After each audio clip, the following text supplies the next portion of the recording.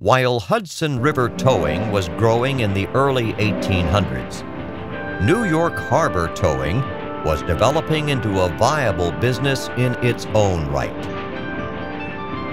Barges full of gravel, coal, bricks, and oil crisscrossed the busy port, pulled by a variety of steam-powered tugboats. Packet ships, schooners, and coastal traders arrived and departed daily with the aid of tugboats.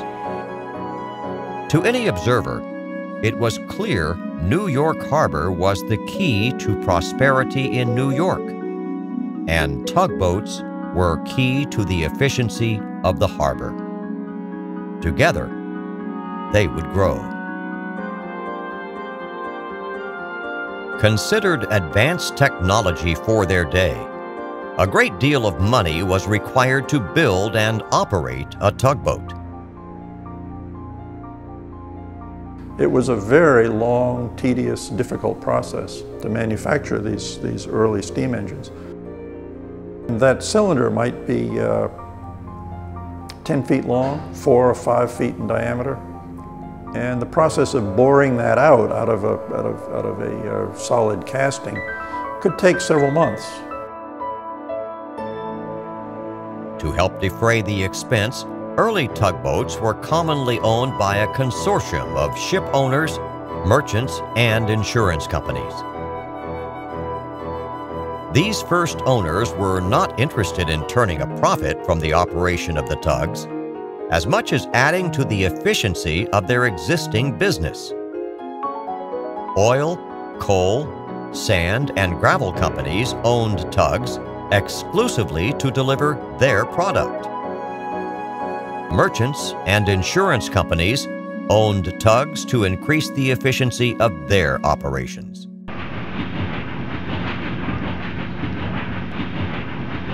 While these modern machines eased the flow of commerce, it was not without risk. Working with steam under pressure is inherently dangerous. If any number of minor things went wrong, a stuck valve, too much fire, low water, the result could be an enormous explosion. Human bodies and 500-pound scraps of metal could be thrown 700 feet through the air. Many of the victims of these explosions were America's newest citizens, European immigrants who had found work on tugboats.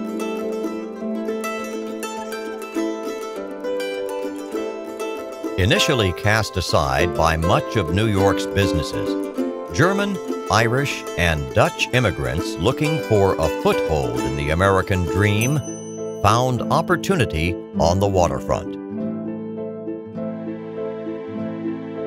Often starting with low-paying jobs unloading ships, many ambitious immigrants worked their way up to crewing on tugboats. Some worked hard for long hours, saved their money, and eventually began buying their own boats. Of all the immigrant nationalities, it was the Irish who had the greatest impact on New York Harbor. The early tugboat industry ran on trust, personal relationships, and the occasional fist fight, elements well suited for Irish immigrants. Clans of O'Briens, Flannerys, McCafferys, McLarens, and McCaldrons formed tugboat companies with names like Shamrock Towing. They were dubbed the Irish Navy.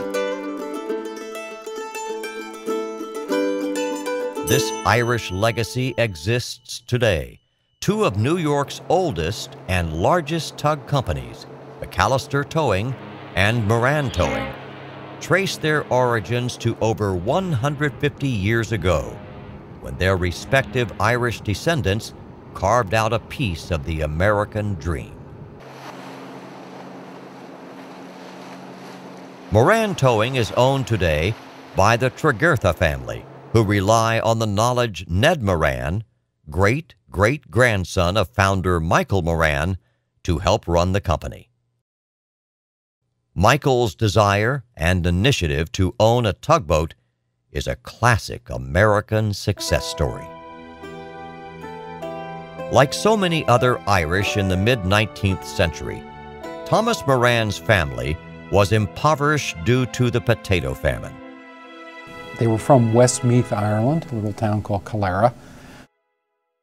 And he was 61 years old and took his wife and his 6 children with him to Liverpool, and they sailed from Liverpool to New York Harbor. Thomas's wife died on the ship, leaving him and his 6 children to join her surviving sister in Frankfort, New York, along the Erie Canal. Michael, the second oldest son, soon went to work. By the time he was 18, he was working for a grocery store in Frankfort, New York. And one day, a scout captain asked him if he would like to help him down to Albany. Employed on the Erie Canal for 5 years, the enterprising Michael had saved enough money to purchase his first of several canal boats. He sees what the Erie Canal has done for America, particularly Northeast America, and it's opened up the Great Lakes. And it's really dramatically changed New York Harbor. Opportunity beckoned, and Michael moved to New York City. At this point, has saved $2,700, and he buys a half interest in a tugboat. What started as a mere half interest in a boat in 1860 has grown into one of today's largest tugboat companies. Around the same time Michael Moran arrived in New York City, a James McAllister was laying the foundation for his family's 5 generations of tugboating in New York Harbor. James McAllister was my great-grandfather, and he came from County Antrim, Ireland, in a small town called Cushendall. He was born in 1842 or thereabouts, and as a young man, started to go to sea, and he was ultimately shipwrecked on the Newfoundland coast. At least that's what the family tradition is. He made his way down to New York. When he saw what New York was like, the amount of business that was going on, he was bowled over. He couldn't imagine anything so active. He sailed for a period of time for the Ward Line, made some money, and in 1864 he bought a small sail lighter, an older boat, needed a lot of work. Sail lighters were used to unload and move cargo within the harbor. He succeeded at it, made money, communicated with 2 of his brothers, and they came over. And that was the start of McAllister Towing.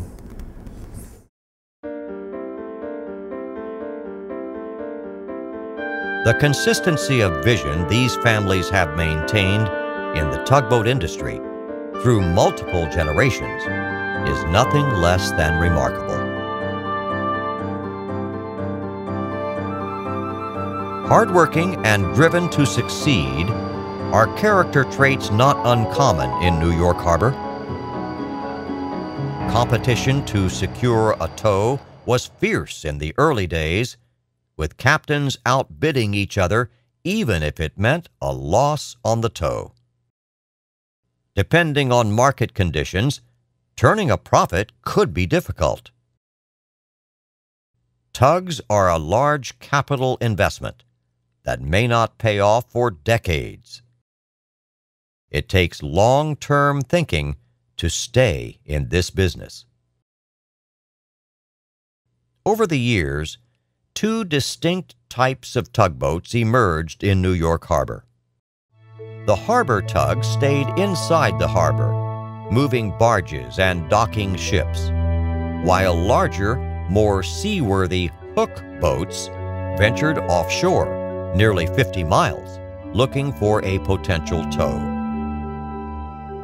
The largest of these vessels were almost 200 feet long. The boat called the Leviathan, and the largest of all, which was the William Webb.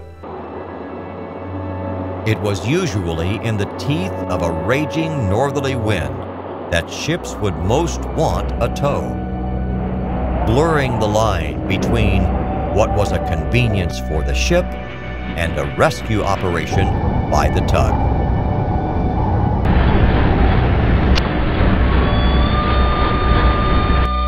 It would be a life-threatening situation where the arrival of a tugboat 50 miles offshore would seem like a stroke from the hand of God.